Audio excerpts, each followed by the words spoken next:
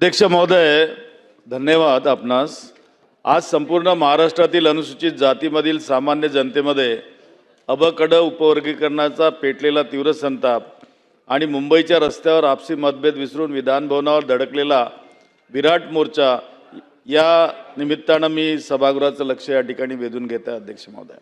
अध्यक्ष महोदय, या अत्यंत संवेदनशील आणि ज्वलंत विषयावर मी संविधानाचा चौकटीत राहून आज या सार्वभौम अशा छत्रपती शिवाजी महाराज व फुले शाहू आंबेडकर यांच्या विचारांचे संरक्षक असलेल्या या सभागृहात औचित्याचा हा प्रश्न या ठिकाणी उपस्थित करत आहे।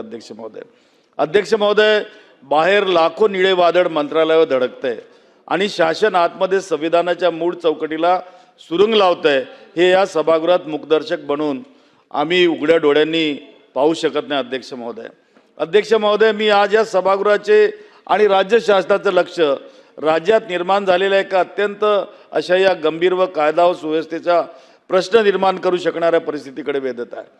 अध्यक्ष महोदय, डॉक्टर बाबासाहेब आंबेडकरांनी आपल्याला संघटित व्हायला सांगितलं होतं, विभाजित व्हायला नाही। हा निर्णय आरक्षणाचं कवच कुंडल काढणारा आहे आणि आम्ही तो कधी या ठिकाणी खपवून घेणार नाही। अध्यक्ष महोदय, आज आपल्या राज्यात काय चाललंय?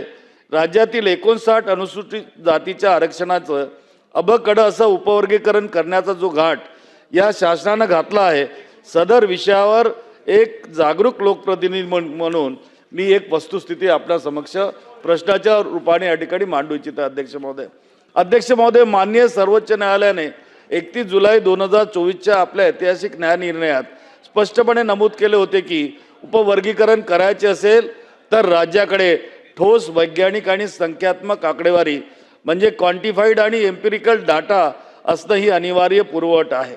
आज राज्यात जातीनिहाय जनगणना आणि सामाजिक आर्थिक सर्वेक्षण SIR अद्याप सुरूच आहे। मूळ सांख्यिकी आणि अंतिम निष्कर्ष हाती आलेले नसताना कोणत्या गुप्त डाटाच्या आधारे शासन हा निर्णय घेत आहे? डेटा नसताना घेतलेला निर्णय सर्वोच्च न्यायालयाच्या निर्देशाचा थेट अपमान करणारा आहे काय? अध्यक्ष महोदय, न्यायमूर्ती अनंत बदर समितीने सरकारला अहवाल सादर केला आहे, पण तो अद्याप सार्वजनिक करण्यात आलेला नाही।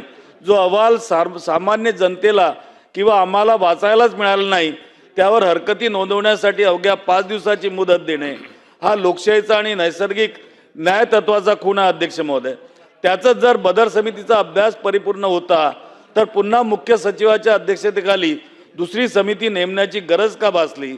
यावरून स्पष्ट होते की शासनालाच या प्रक्रियेवर शंका आहे। अध्यक्ष महोदय, आज सरकारी नोकऱ्यांचे मोठ्या